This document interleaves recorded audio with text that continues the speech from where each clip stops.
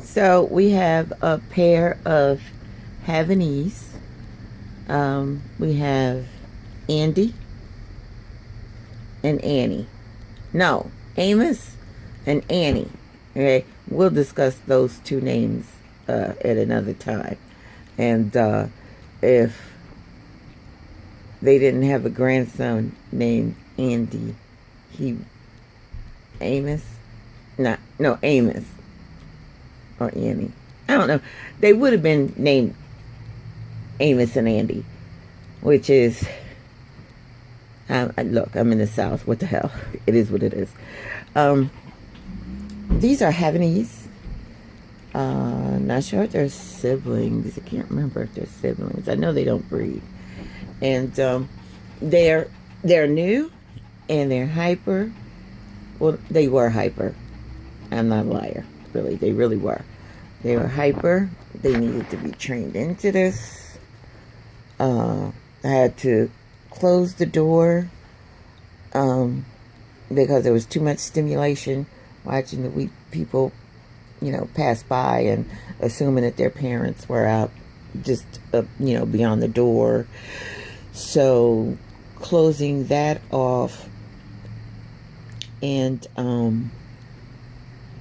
just doing what I did while the water heater's heating up. Just do the nails, which were long. Oh my gosh, curled long.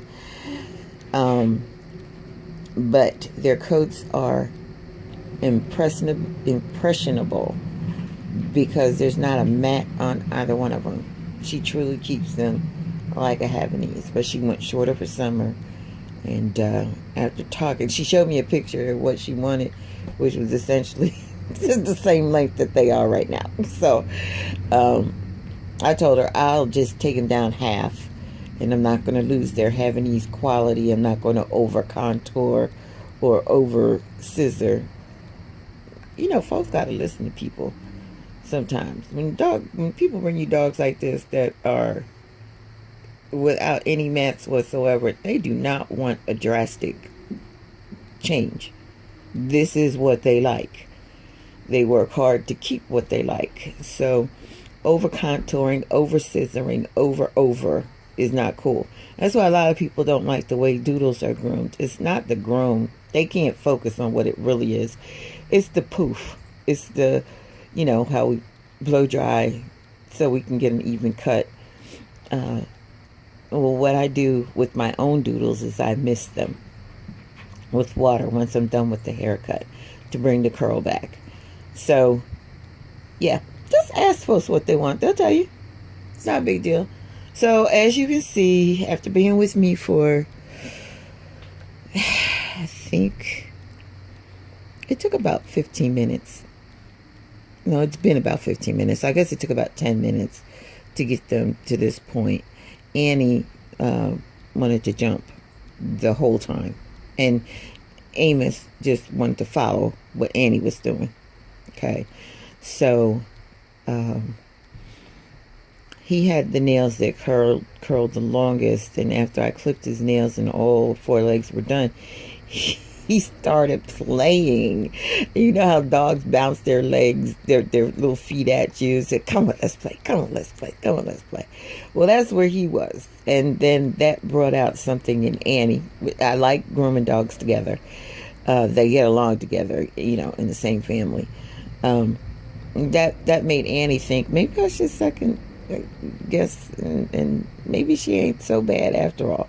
So now we are in that rest stage, which I tell everybody the reason why the whole no noose thing works is because dogs calm themselves by laying down, and most groomers ask them to do the opposite.